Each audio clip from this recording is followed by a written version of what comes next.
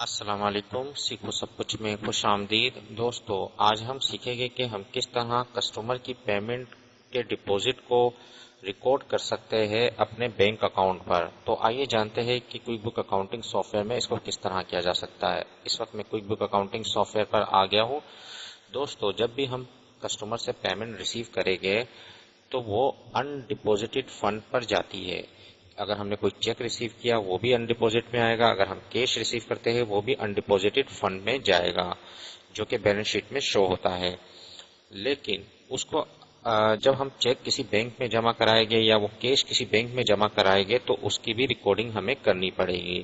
تو اس کو کس طرح ریکارڈ کیا جا سکتا ہے، آج اس بارے میں ہم جانیں گے۔ اس وقت آپ دیکھ سکتے ہیں کہ بینک الحبیب میں 69,480 روپیز ہے، اور جیسے ہی میں ریکارڈ ڈپوزٹ پر کلک کروں گا تو وہاں جتنے بھی ان ڈپوزٹ فنڈ ہوگے وہ ڈسپلے ہوگے۔ تو میں یہاں سے کیش اینڈ چیک لے لیا، تو آپ دیکھ رہے ہیں کہ 4000 اماؤنٹ کا ایک چیک پڑا ہوا ہے جو کہ ان ڈپوزٹ فنڈ میں، یعنی کہ ابھی ہمارے پاس موجود ہے، اور اگر ہم اس کو بینک میں جمع کرائیں گے تو وہ بینک میں ریکارڈ ہو جائے گا، تو بینک میں اس کی پیمنٹ چلی جائے گی۔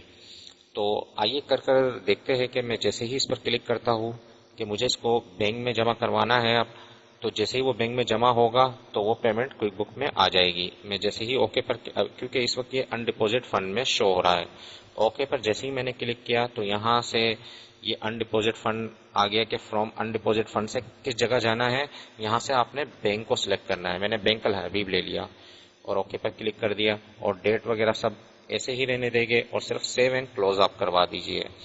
جیسے ہی میں سیو اینڈ کلوز کرواؤں گا تو آپ دیکھیے گے کہ یہاں بینک الحبیب میں 73,000 ہو گیا، تو جو کہ ان ڈپوزٹ تھا، ہمارے پاس پڑا ہوا تھا، اور ہم نے اب اس کو بینک میں جمع کرا دیا۔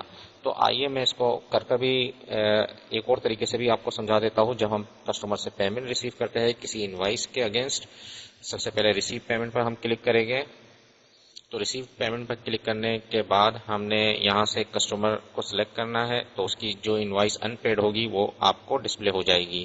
تو میں نے اس پر چیک لگا دیا، اور چیک لگانے کے بعد میں نے سیو اینڈ کلوز کروں گا، اور یہاں جو بھی چیک نمبر ہے وہ آپ ٹائپ کر دیجئے،